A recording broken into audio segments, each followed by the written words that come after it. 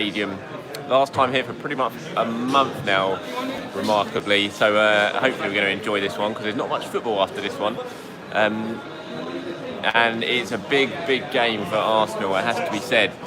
Given the results, it's been a really difficult January so far. Results haven't gone Arsenal's way, both their own and elsewhere. United last night winning in the last minute against West Ham, Tottenham doing it against Leicester last time out. Results have really gone against Arsenal, and the top four races really sort of compacted, and you feel like this is a really important one for Arsenal. I mean, they are absolutely stretched again. You see the substitutes bench today, they are just about scraping a team together, and they haven't trained much. It just feels like this is a game they just need to win one way or the other. Forget the performance, just win. Try and get 3 points and then go into the break now, rest players up, get everyone back for when they come back and they can really go again. It's just a really important game here for Arsenal. The teams are out. I'll flick over in a minute so you can see the warm-ups.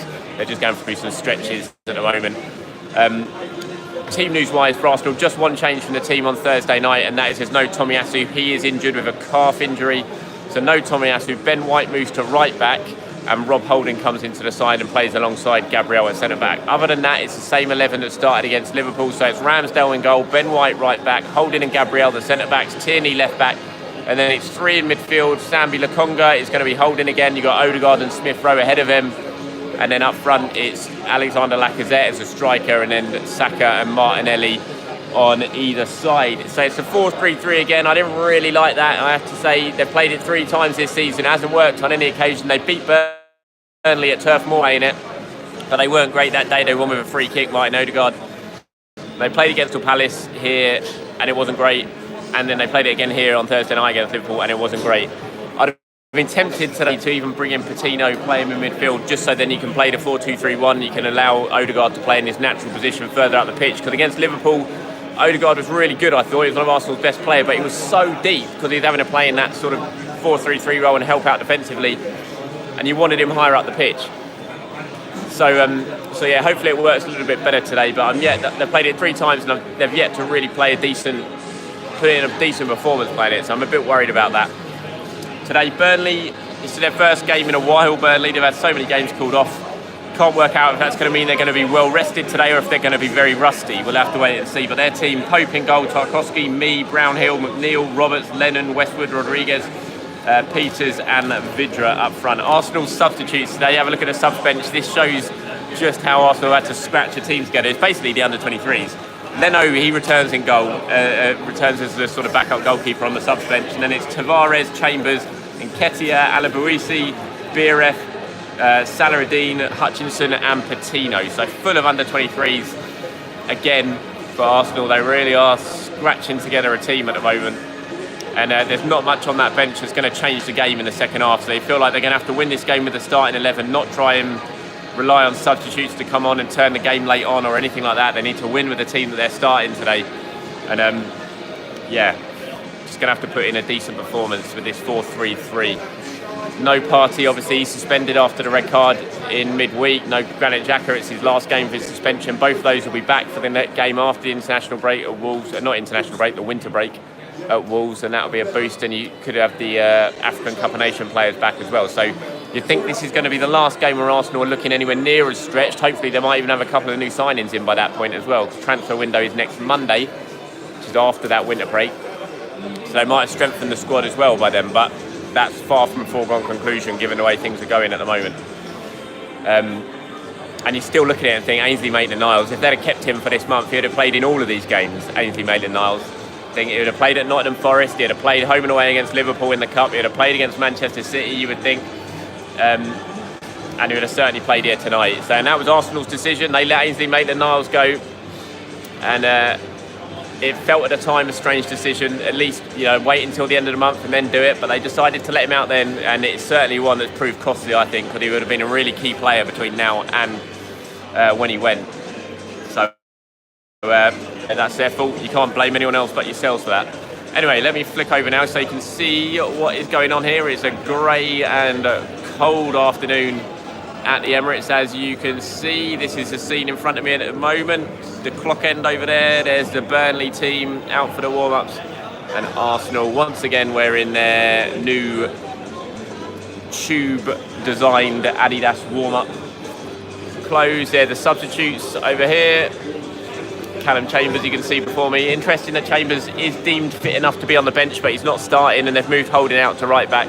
I think that suggests that Callum's probably not anywhere near match fit at the moment. And that's the starting 11 over there.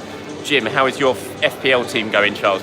Pretty badly, considering I had Dennis as my captain this week, and he got himself sent off for Watford. So that wasn't the best of starts. Good shout here from Clive saying we kept Ox before he left and it didn't work once the player had gone in his mind. Yeah, maybe so. That is something to consider, but you'd hope maybe Ainsley could have been professional and still played through. Certainly if he knew that it would be going at the end of the month anyway. What is the latest with Arthur? Asked Samuel. Nothing really for me to update. There's nothing really new on it since my last update on it. Arsenal want Arthur. Arthur wants Arsenal. Talks have been ongoing for a long time now, but Juventus still haven't given the deal the green light. Unless that happens, then he'll be staying at Juventus. Personally, I still think it's going to probably end up going through just because of the will of the player more than anything else. But we'll have to wait and see. My dad has just walked in with my niece today. I can see him over there just taking his seat. My niece, Kezia, her name is. I think she's been to about 4 or 5 games with Dad this season, and Arsenal are yet to lose when she's been here. So hopefully her good luck charm continues today.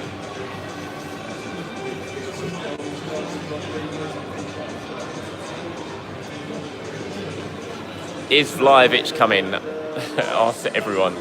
I can only say what I've said the whole way through this, and that's people that I've been speaking to the whole way through this have not been expecting Arsenal to sign Vlahovic this month, and I've said that at a time, and I can only stick with that at the moment. It's just not one that I've ever been told looked that realistic, and there's still days to go. Maybe they can change, they can pull a surprise, maybe they can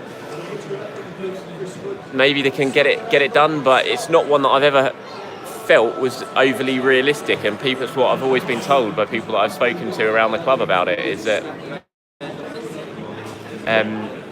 it's just not been one that I've really ever had the sense from people that I spoke to that would happen. So that's all I can say, I'm afraid.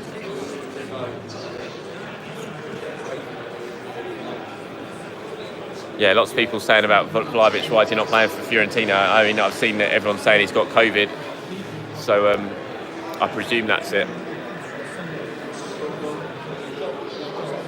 Announce Yahya Sanogo. Yeah.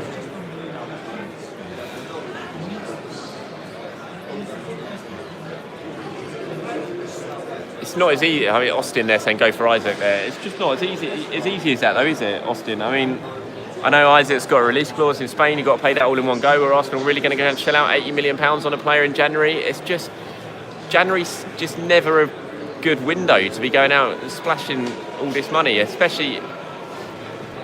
I still think, and I've said this for a while, I still think it's more important just to sort out the Orba situation, and that gives you till time to the summer. Arsenal always wanted to sign a striker. The plan was always to sign it in the summer. You don't want to change your plan just for the sake of it, really. And I think if you can sort things out with Aubameyang and at least get him playing again between now and the season, give yourself another option up front, and then you can really go all out in the summer and go for the players that you're trying to go for.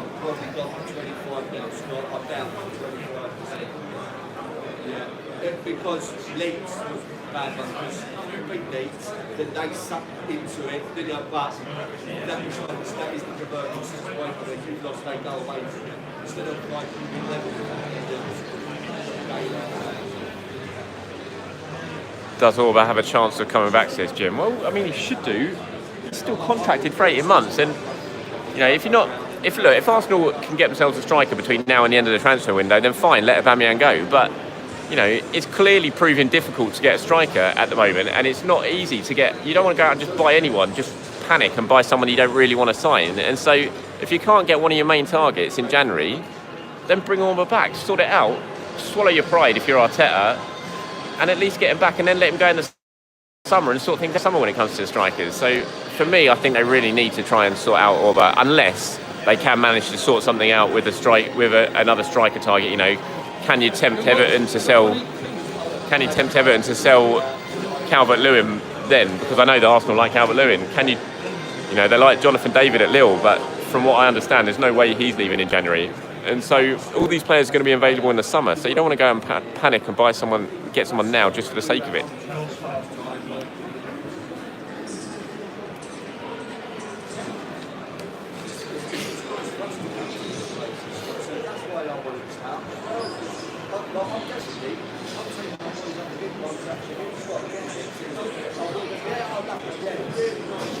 Jovic on loan, someone said. Yeah, I mean, look, something like that. If you can get yourself a decent player, well, look, Edu's here. Let me show you what they're showing.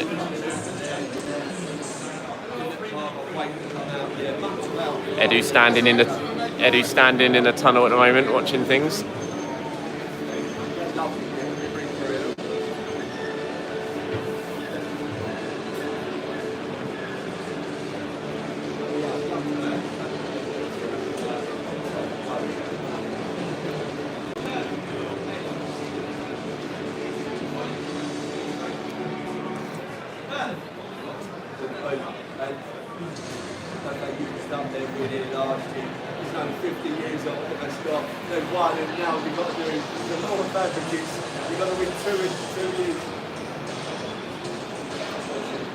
Should be on the phone to agents. Chris, I think he's allowed to watch the game, to be fair. Oh, lovely finish from Smith Rowe.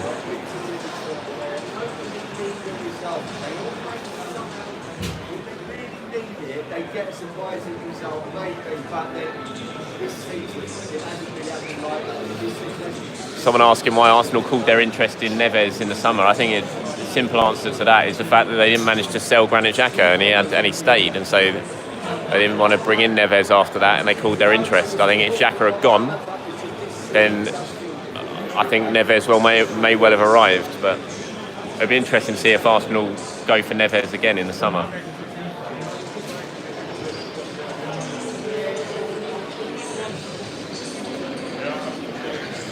People asking who the midfield is today. It's Sambi Lokonga as a holder again, with Smith Rowe and Odegaard in front of him in a 4-3-3, which I don't really like, I have to admit.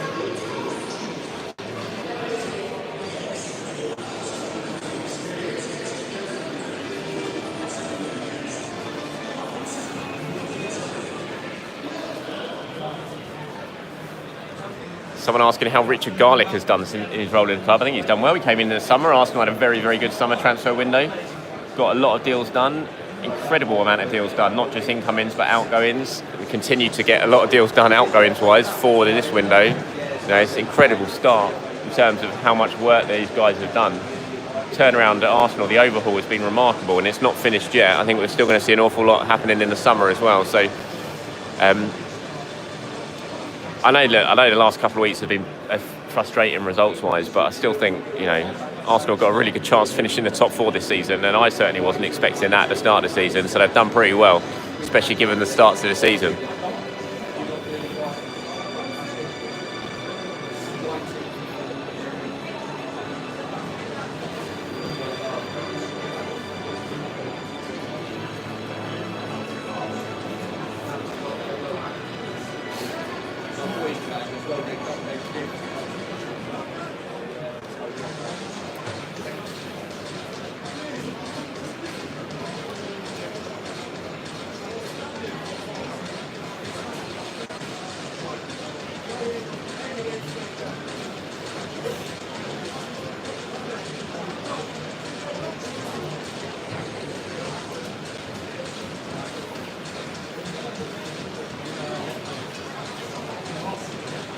Squad is off to Dubai, yeah.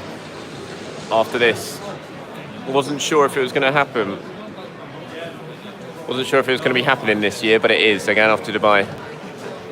Don't think they're playing a game over there. I think they're going to have a behind closed doors friendly at Colney once they get back from Dubai. But I think once they're over there, it's just a warm weather training camp basically, and a bit of a squad get together, getaway.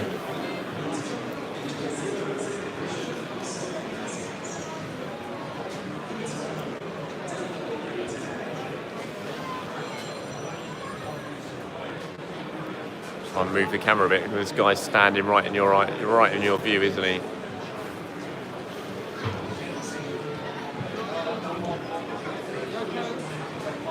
Oh, Bukayo, don't be finishing like that in the game. Yeah, if Bukayo scores, what? Let me get this stat right.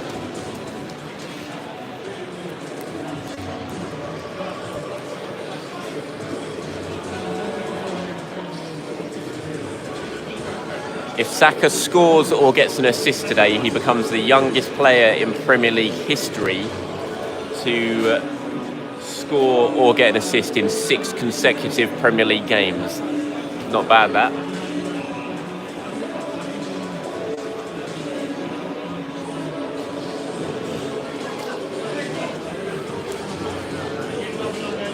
Any plans to stay standing at the Emirates, says Blair? They are looking into it. I don't think Arsenal are absolutely desperate to do it by any means, and I think the way that the stadium's set up makes it quite difficult, but they'd say anyway, they are looking into it.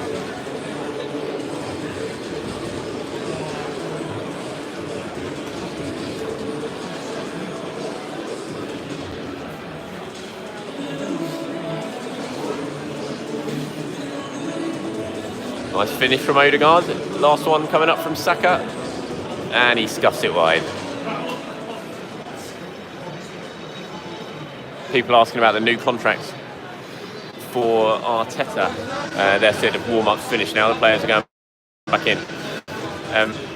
People asking about new contract for Arteta. What I think about it if he does have it. I think in a way, look, they've given him. They've sort of bought into this Arteta project, haven't they? He's only got, in the summer, he'll only have a year left. So what do? You wait until the summer, see where they finish? I think even if Arsenal, I'd be stunned if Arsenal sacks Arteta in the summer, no matter what happens this season, because they've all bought into this project. So whether you like that or not, I think the last thing they want is for him to go in the last 12 months of his contract. Martinelli's just getting his Player of the Month award from Edu on the pitch down in front of me.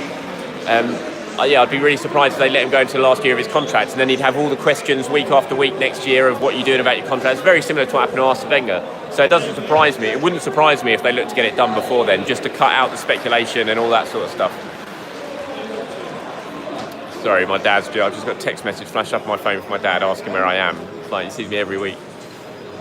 I have to wave at him afterwards. I'm trying to get his attention at the moment. I'll wave at him once this video's done. Anyway, people, I am heading off now because it's 15 minutes away from kickoff. I'm going to go and get myself my usual pre-match coffee.